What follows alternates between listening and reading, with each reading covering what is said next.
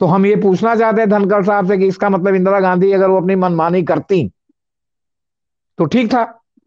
हम्म। Keshavananda Bharti case ने जो बचा दिया, जिसकी वजह से आप उपराष्ट्रपति बन गए आज, और आपकी बीजेपी की हम्म। सरकार बन गई, वो सरकार ही अस्तित्व में नहीं आती।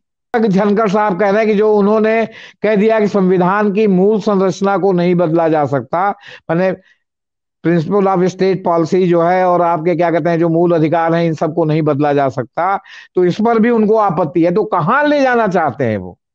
हम्म। और फिर जो संविधान में लिखा हुआ है उसको निगेट करके उनके कहने से सुप्रीम कोर्ट समीक्षा बंद कर देगा, या इसके लिए हम्म। संविधान में संशोधन करना पड़ेगा? क्यों नहीं वो सरकार से कहते कि संविधान में संशोधन करके सुप्रीम कोर्ट को पंगु कर दो, हम्म। हम्म। कह दो कि खाली तुम जो है वो शादी ब्याह जीवन मरण यही सब फैसला करो, और उसमें भी कोई तेनी की के लड़के का मामला आ जाए तो उसमें भी जो है वो क्या कहते हैं नियम कानून मत लगाओ, उसको जो है वो समरी ट्रायल करके छोड़ दो। इसमें हम्म। एक जो है जजमेंट और बहुत महत्वपूर्ण है। सच पूछिए तो जिसने भारत में आज तक इस रूप में संविधान को बने रहने, ये पिछले हम्म। 8 साल से इनकी सरकार लगातार बिना संविधान संशोधन के गैर संवैधानिक कार्य कर रही है। अगर हम्म। आपको संविधान में प्रॉब्लम है और आपकी जो है इतनी जो है क्या कहते हैं मतलब सत्ता है कि आप कुछ भी पास वहां करा सकते हैं, तो बजाय संविधान संशोधन या आप जो है गैर संवैधानिक कानून जो बनाने जा रहे हैं उसकी जगह आप संविधान सभा का नया गठन करके नया संविधान बना दीजिए। मैं जानता हूं, आप जानते हैं ये क्या, माननीय उपराष्ट्रपति महोदय ये बात नहीं जानते कि जब तक वो प्रावधान खत्म नहीं होगा तब तक सुप्रीम कोर्ट जो है वो कानून को अंतिम अथॉरिटी है जस्टिफाई करने की कि ये संवैधानिक है कि नहीं संवैधानिक। जी। तो एक बात तो ये उन्होंने कही, तो इससे लगता है जैसे कि वो चाहते हैं कि न्यायिक समीक्षा का अधिकार सुप्रीम कोर्ट से वापस ले लिया जाए, और जो कुछ भी कहे पार्लियामेंट उसको सही मान लिया जाए। रिजिजू साहब चुप है, धनखड़ साहब ने रिजिजू साहब की जगह ले ली है, क्योंकि वो जानते हैं कि वो वाइस प्रेसिडेंट हैं और वो अगर कुछ कहेंगे तो उनकी उस तरह आलोचना नहीं हो सकती जिस तरह कानून मंत्री की होती है, क्योंकि कानून मंत्री सीधे जनप्रतिनिधि हैं और ये संवैधानिक पद पर बने हुए हैं। तो अगर दूसरे शब्दों में कहें तो ये अपने पद का एक प्रकार से मिसयूज कर रहे हैं।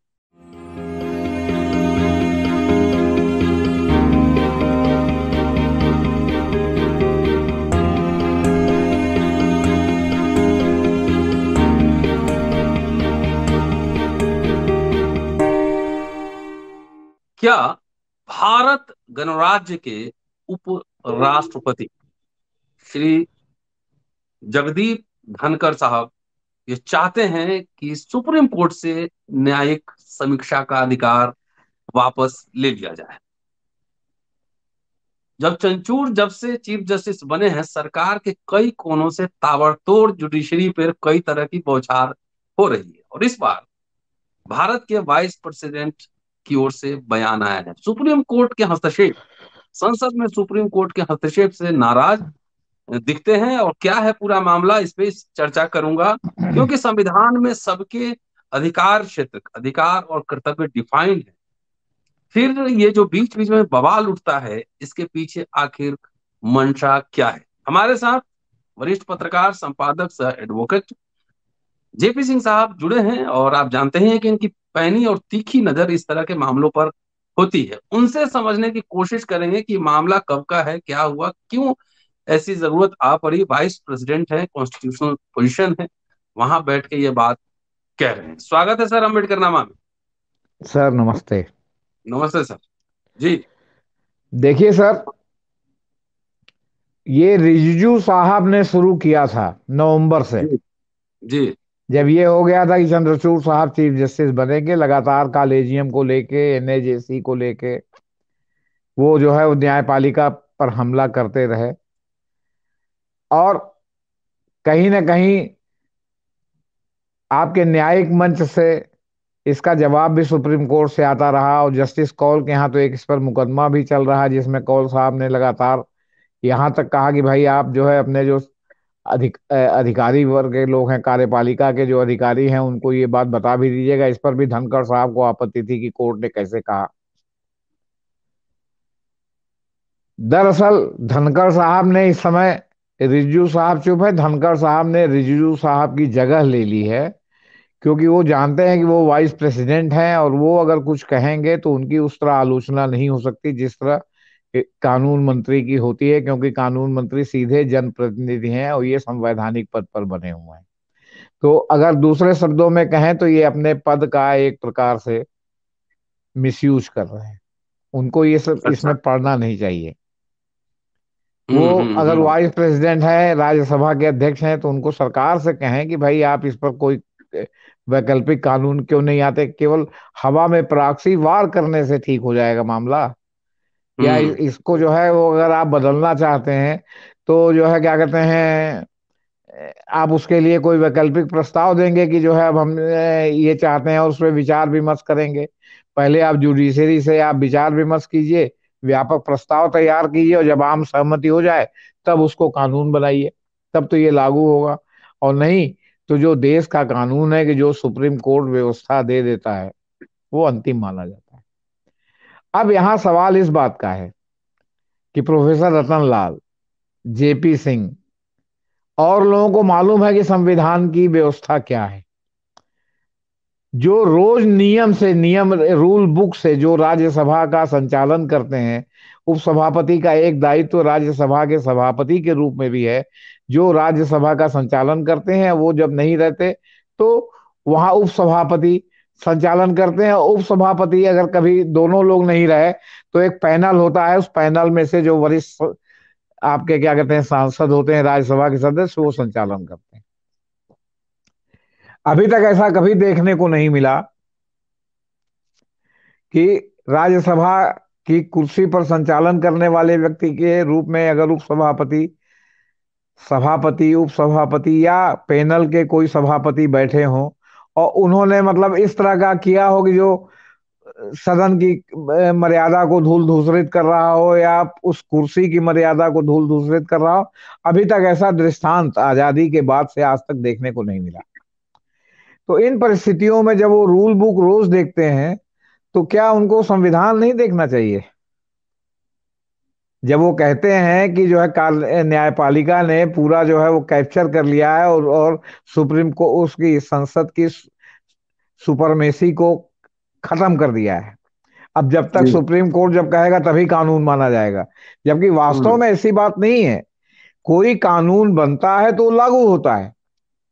लागू होने के बाद जो उससे प्रभावित होते हैं, वो हम्म, अगर कोर्ट ऑफ लॉ में जाकर उसको चैलेंज करते हैं, उसकी संवैधानिकता को, कि संविधान के इस प्रावधान के तहत ये कानून का ये प्रावधान असंवैधानिक है या पूरी तरह असंवैधानिक है, कानून ये बन ही नहीं हम्म। सकता कानून, तब उस पर सुप्रीम कोर्ट विचार करता है।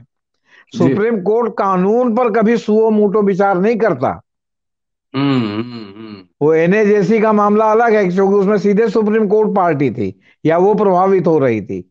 नहीं तो बाकी जो कानून बनते हैं, उस कानून में अगर कोई चैलेंज करता है, वरना 10-10 साल, 15-15 साल बाद चैलेंज होता है जब कोई प्रभावित होता है किसी धारा से। तो जैसे आईटी एक्ट हम्म, बना, और अभी जो है कुछ साल पहले उसमें हुआ, तो उसको भी सरकार आपके क्या कहते हैं उसने प्रसारित नहीं किया।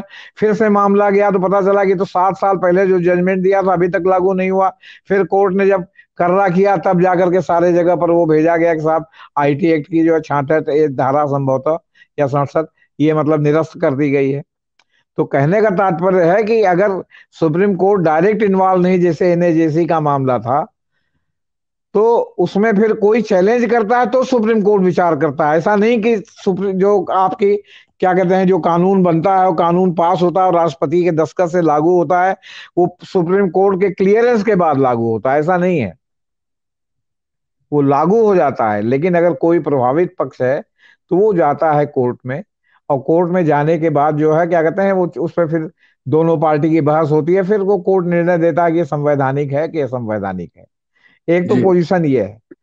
संविधान में सुप्रीम कोर्ट को कहा गया है कि ये संविधान की संरक्षक है, custodian of hmm, the constitution, और उसको जो है समीक्षा करने का जो भी कानून बनेगा उसको जो है उसकी संवैधानिक कसौटी पर समीक्षा करने का सुप्रीम कोर्ट को अधिकार है। ये उसके तमाम प्रावधानों में है, मैं आगे आपको बताऊंगा। तो ये क्या मैं जानता हूं, आप जानते हैं ये क्या? माननीय उपराष्ट्रपति महोदय ये बात नहीं जानते कि जब तक वो प्रावधान खत्म नहीं होगा तब तक सुप्रीम कोर्ट जो है वो कानून को अंतिम अथॉरिटी है जस्टिफाई करने की कि ये संवैधानिक है कि नहीं संवैधानिक। जी। तो एक बात तो ये उन्होंने कही, तो इससे लगता है जैसे कि वो चाहते हैं कि न्यायिक समीक्षा का अधिकार सुप्रीम कोर्ट से वापस ले लिया जाए और जो कुछ भी कहे पार्लियामेंट उसको सही मान लिया जाए। यहां मैं हम्म। संविधान का जब निर्माण हुआ था उसकी ओर थोड़ा ध्यान आकृष्ट करना चाहता हूं। संविधान सभा बैठी थी, 47 में देश आजाद हुआ, संविधान सभा बैठी थी बाबू राजेंद्र प्रसाद की अध्यक्षता में। संविधान के एक एक बिंदु को बाबा साहब अम्बेडकर ने पेश किया और एक एक बिंदु पर बहस हुआ, बहुत सी चीजें ली गई, बहुत सी चीजें संशोधित की गई, बहुत आपस में अंतर विरोध भी उतरा, तो जाके संविधान तैयार हुआ। और फिर उस संविधान को जब 26 जनवरी को लागू किया गया 1950 को, उसके बाद से संविधान लागू हुआ, फिर चुनाव हुआ, फिर जो है वो आपके क्या कहते हैं संसद बनी, संसद का चुनाव हुआ। तो मैं यहां ये पूछ रहा हूं कि संसद ने संविधान बनाया था कि संविधान सभा ने संविधान बनाया था? अगर हम्म। आपको संविधान में प्रॉब्लम है और आपकी जो है इतनी जो है क्या कहते हैं मतलब सत्ता है कि आप कुछ भी पास वहां करा सकते हैं, तो बजाय संविधान संशोधन या आप जो है गैर संवैधानिक कानून जो बनाने जा रहे हैं उसकी जगह आप संविधान सभा का नया गठन करके नया संविधान बना दीजिए।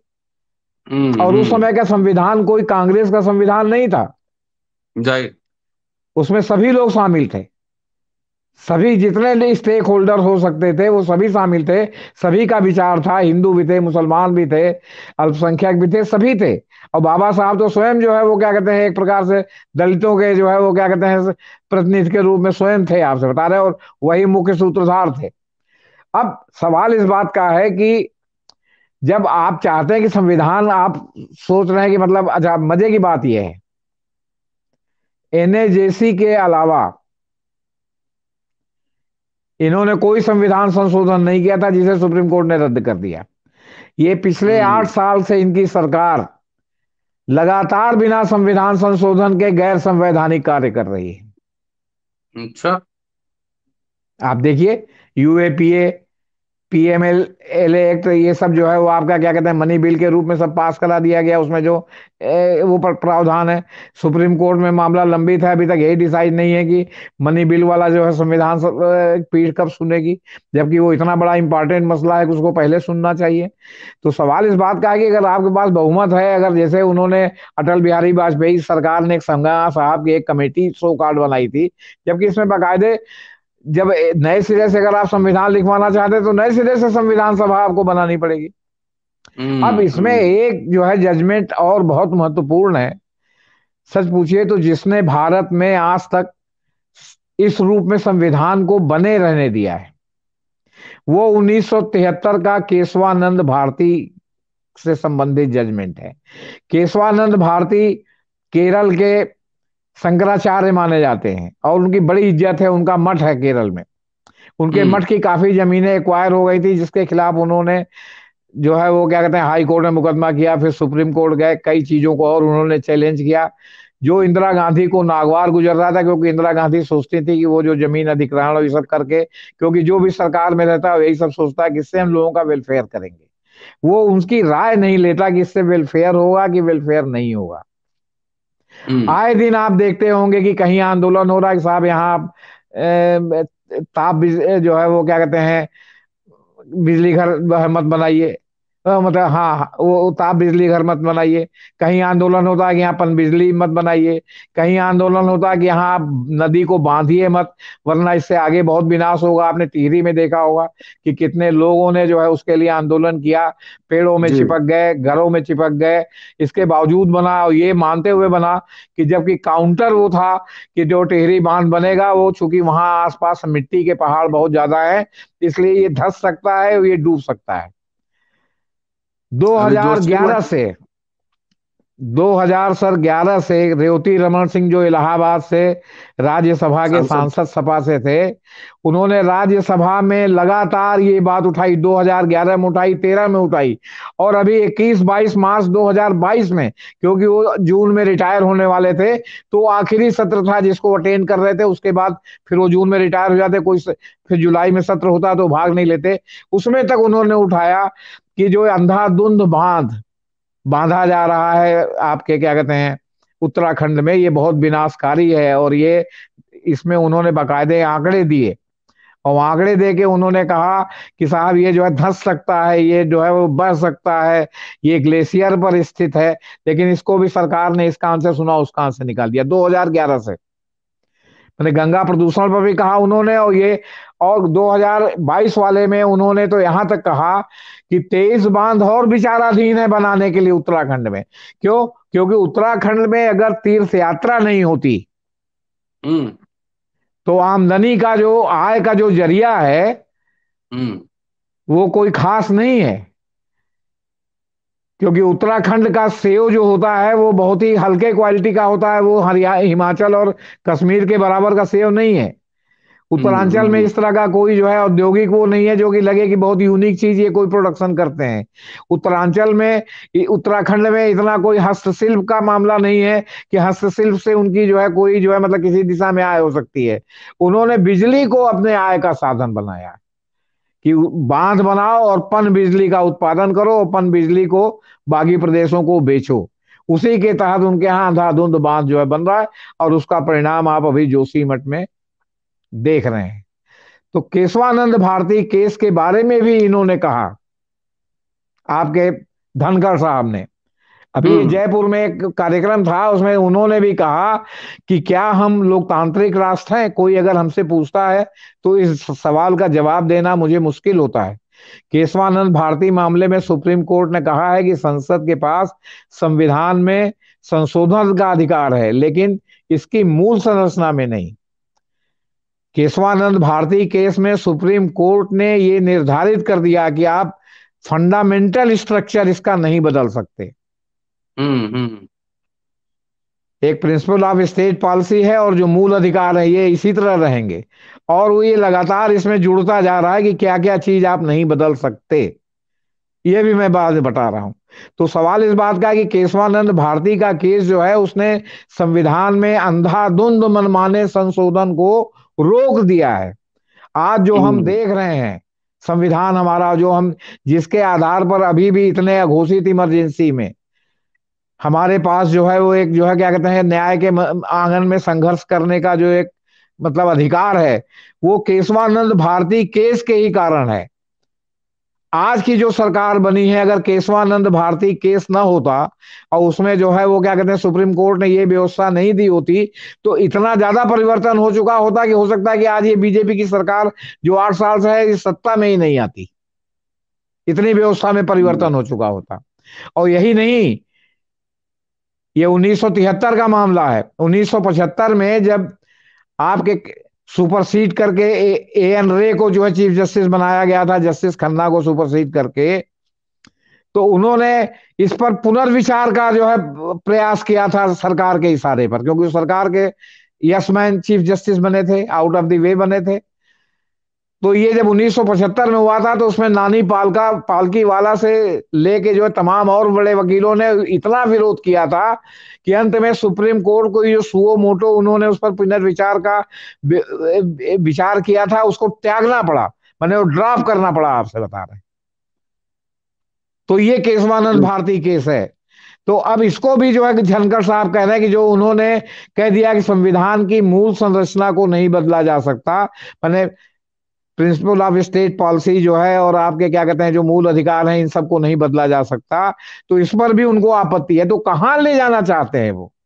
हम्म। और फिर जो संविधान में लिखा हुआ है उसको निगेट करके उनके कहने से सुप्रीम कोर्ट समीक्षा बंद कर देगा, या इसके लिए हम्म। संविधान में संशोधन करना पड़ेगा?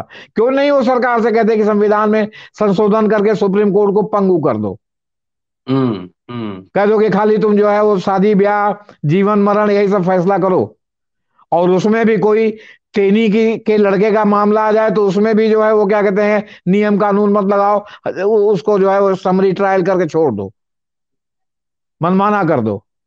आप जी खुद जी देख रहे जी। होंगे कि विपक्ष के नेता पीएमएलए में बंद हो रहे हैं, विपक्ष के नेता यूपी में उसमें आपके बंद हो रहे हैं, प्रिवेंशन ऑफ उस एक्ट में। तो उनको जो है जमानत मिलने में कितना टाइम लग रहा है, और इनके आप ये देखिए, एक आदमी सिद्दीक कप्पन को जेल इन्होंने भेज दिया, कहा जाओ हाई कोर्ट से में जाओ, हाई सुप्रीम कोर्ट में नहीं सुना। और आपका उनका मामला सुप्रीम कोर्ट में रात में 12 बजे सुना था, अर्णव गोस्वामी का। अभी जस्टिस गोपाल गौड़ा ने इसका उदाहरण भी दिया। अब देखिए आप, चंदा कोचर गिरफ्तार हुई, तुरंत कोर्ट को पता चल गया कि साहब ये इनको जो है गिरफ्तारी इनकी गलत है, जो प्रावधानों का पालन नहीं हुआ, वो चंदा कोचर और उनके हस्बैंड को छोड़ दिया, आईसीआई वाली इतने बड़े घोटालेबाज को। आपका जो है अनिल अंबानी के खिलाफ आईटी ने जो है नोटिस दिया, उसको जो है बॉम्बे हाई कोर्ट ने जो है रोक दिया कि साहब वो आप जो है पुराने रेट्रोस्पेक्टिव उसमें जो है मतलब अनिल अंबानी को मतलब नोटिस का जवाब भी नहीं देने दिया। हम्म। काले धन के 400 करोड़ का काला धन का मामला, 720 करोड़ इनका स्विस बैंक में जमा है, उसमें 400 करोड़ के आसपास को आईटी ने नोटिस दिया था इनको। तो अब आप, जो लोग सक्षम है, जो अमीर है, ऐसे ही आरोप लगता है कि जो है अदालत अमीरों के लिए चल रही है और गरीबों का न्याय नहीं हो रहा है, वहां इस तरह आपने जो है मतलब उसमें रोक दिया। आपसे बता रहे, अभी आपके कलकत्ता हाई कोर्ट में एक मंथा साहब जज हैं, उन्होंने शुभेंदु अधिकारी को कह दिया कि इनके खिलाफ अब कोई नया मुकदमा दर्ज ही नहीं होगा, इनकी गिरफ्तारी नहीं होगी, आपको जो है हाई कोर्ट से पहले परमिशन लेनी पड़ेगी। उस पर वकीलों ने 3 दिन प्रदर्शन किया, उनके कार्यालय का बहिष्कार किया। बाद में bar association, high court bar association और चीफ जस्टिस के हस्तक्षेप से मामला शांत हुआ। कहा गया कि साहब ये तृणमूल कांग्रेस वाले वकील हैं, तो तृणमूल कांग्रेस वाले वकीलों ने अगर अदालत का इस तरह गलत किया, तो जज साहब ने कैसे इस तरह का एक आदेश दे दिया कि भाई आगे इनके ऊपर कोई मुकदमा ही नहीं दर्ज होगा। मतलब क्या, अगर वो मर्डर करते हैं तो मुकदमा दर्ज नहीं होगा। हम्म। कोई मर्डर कर दे, मतलब इस तरह का वेग ऑर्डर दिया जा सकता है? ये कानून के उस शासन में कहीं दिखाई पड़ता है आपको? जी। तो सवाल इस बात का है कि अब धनखड़ साहब इस मैदान में कूद गए हैं, उनकी जगह ले लिए इन्होंने। वही। और वो केशवानंद भारती जिसकी वजह से संविधान बचा। तो हम ये पूछना चाहते हैं धनखड़ साहब से कि इसका मतलब इंदिरा गांधी अगर वो अपनी मनमानी करती तो ठीक था। हम्म। केशवानंद भारती केस ने जो बचा दिया, जिसकी वजह से आप उपराष्ट्रपति बन गए आज, और आपकी बीजेपी की हम्म। सरकार बन गई। वो सरकार ही अस्तित्व में नहीं आती अगर हम्म। वो जो है क्या कहते हैं केशवानंद भारती का केस नहीं हुआ होता तो ये सब सर स्थिति है। इसलिए अब हम आपसे क्या कहें, केशवानंद भारती में केरल के शंकराचार्य के नाम से मशहूर 79 वर्षीय केशवानंद भारती का भारतीय लोकतंत्र को मजबूत करने में जो योगदान है वह न्यायिक इतिहास के पन्ने में दर्ज है। संविधान के रक्षक माने जाने वाले केशवानंद भारती मामले 1973 में सुप्रीम कोर्ट का दिया गया निर्णय भारतीय इतिहास की वह तारीख है जिसके बारे में यह कहना अतिशयोक्ति नहीं होगी कि अगर आज हमारा संविधान जीवित है तो सिर्फ इसकी वजह से, वरना इमरजेंसी में इतने परिवर्तन होते कि उसके बाद हम्म। जो है इंदिरा गांधी के उनकी पार्टी के अलावा कोई सरकार ही नहीं आती। आपसे बता, तो केशवानंद भारती केस की वजह से संविधान अभी सुरक्षित है। जी उसमें जो व्यवस्था दिया उन्होंने, क्योंकि जो जी मनमाना जी। इन्होंने उसमें जो है संशोधन करना शुरू किया, सब पर चेक लग गया। आपसे बता दें, जी अमूमन 13 सदस्यीय राष्ट्रपति। 13 सदस्यीय संविधान पीठ थी सर। और पहली जी। बार 13 सदस्यीय संविधान पीठ सुप्रीम कोर्ट में बैठी थी। और हालांकि उसने 6 और 7 के बहुमत से दिया था, 7 लोगों का ये फैसला था, तो बहुमत का फैसला लागू होता है। लेकिन उसके बाद से आज तक 13 सदस्यों की संविधान पीठ नहीं बैठी। हम्म। 11 सदस्यों की बैठी, 9 सदस्यों की बैठी, लेकिन 13 सदस्यों की जो है वो क्या कहते हैं नहीं बैठी। आपसे बता रहे, अच्छा सुप्रीम हम्म। कोर्ट ने साफ कर दिया था इस निर्णय से कि सरकार की तानाशाही नहीं चलेगी। यानी हम्म। इस फैसले पर सरकार अपनी संख्या बल के आधार पर मनमानी नहीं कर पाएगी, उस पर रोक लग गई। केशवानंद भारती के मामले के चलते ही संसद और न्यायपालिका के बीच में जो संतुलन बना वो आज तक कायम है। और जी। आपने देखा कि इसमें एस आर बोमई का केस जो आया था, जिसमें परिभाषित हुआ था कि जो है क्या कहते हैं सदन के फ्लोर पर बहुमत का फैसला होना चाहिए, राज्यपाल के दरवाजे पर नहीं। ये इसी जी फैसले के कारण संभव हुआ था, आपसे बता रहे। जी जी। जी तो आखिर वो तनाव खींचातान जारी है, लेकिन अमूमन संवैधानिक पद पे जो लोग व्यक्ति बैठते हैं, राष्ट्रपति जी उपराष्ट्रपति, जी जी। उनसे ऐसे टिप्पणी की उम्मीद नहीं होती। नहीं, उनको होता कि वो पार्टी से ऊपर हैं।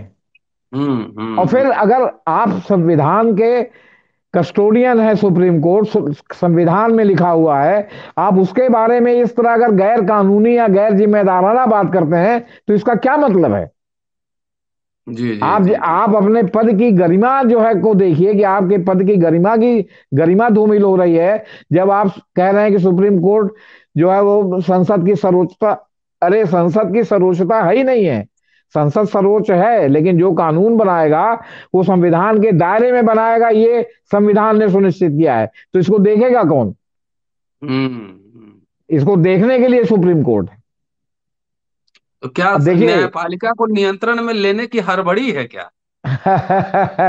अब आप देखिए, संविधान संरचना के कुछ प्रमुख मूलभूत तत्व अनुच्छेद 368 के तहत संशोधन नहीं किया जा सकता, हम्म जिसमें यह है कि संविधान की सर्वोच्चता, विधायिका हम्म कार्यपालिका एवं न्यायपालिका के बीच शक्ति का बंटवारा, हम्म गणराज्यात्मक एवं लोकतांत्रिक स्वरूप वाली सरकार, संविधान संविधान का धर्मनिरपेक्ष चरित्र, राष्ट्र की एकता एवं अखंडता, संसदीय प्रणाली।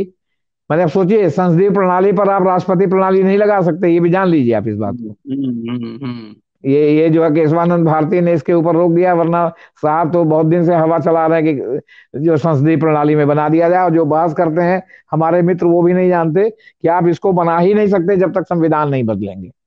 व्यक्ति की हम्म। स्वतंत्रता एवं गरिमा मूल अधिकार है। मौलिक अधिकारों और नीति निर्देशक तत्वों के बीच सौहार्द और संतुलन, न्याय तक प्रभावकारी पहुंच, आम लोगों की पहुंच, एक कल्याणकारी राज्य की स्थापना का जनादेश। इसमें आप कोई जो है क्या कहते हैं परिवर्तन जो है क्या कहते हैं नहीं कर नहीं सकते। कर सकते हैं। जी जी, जब जी। तक कि आप पूरे संविधान को आमूल चूल न बदल परिवर्तन दे। न करें। और उसके लिए जी आपको संविधान सभा बनानी पड़ेगी। आप जी। प्रशासनिक आदेश से या अध्यादेश से ऐसा नहीं कर सकते, जैसा कि आमतौर पर सरकारें करती हैं कि ताकि कोई जवाबदेही न रहे और जनता के हम्म। बीच में ये ना जाए कि साहब हम अपनी मनमानी कर रहे हैं। आज की डेट में अगर ये नया संविधान, आखिर अटल बिहारी वाजपेयी ने संविधान क्यों नहीं लागू किया? संगमा साहब से बनवा रहे थे, क्योंकि हम्म वो जानते थे, जो आईबी की जो रिपोर्ट थी कि इससे जो है लोगों में बहुत रिएक्शन है। और जो 2004 में वो हारे, उसमें एक जो है नया संविधान भी था, कहाँ चला गया वो संविधान जो हाँ, संगमा साहब बना शाइनिंग रहे इंडिया। थे? जी, साइनिंग इंडिया के बावजूद जो है।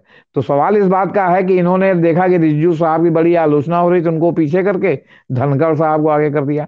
अब सुप्रीम कोर्ट वाइस प्रेसिडेंट को तो नहीं कुछ कहेगी ना, अब धनखड़ साहब जो बोलते हैं। गाइडेड हम्म। मिसाइल है, जहां से गाइडेड हो जाएंगे, मिसाइल दाग देंगे वहां, चाहे वो मिसाइल जो है दागने लायक हो या ना हो। हाँ। वो अपनी गरिमा घटा रहे हैं सर। जी जी जी, शुक्रिया जी सर। और बहुत ही आपने एक बहुत महत्वपूर्ण जानकारी आज दी है कि केशवानंद भारती केस की वजह से संविधान अभी भी सुरक्षित है। बचा हुआ है। दोस्तों, जेपी सिंह साहब हैं और बगैर रिसर्च के बोलते नहीं है, नई नई बातें बोलते हैं और तरीके से समझाते हैं। पूरा वीडियो देखिए, शेयर और सब्सक्राइब करते रहिए। जल्दी मिलता हूं आपसे अगले एपिसोड में। शुक्रिया, शुक्रिया सर।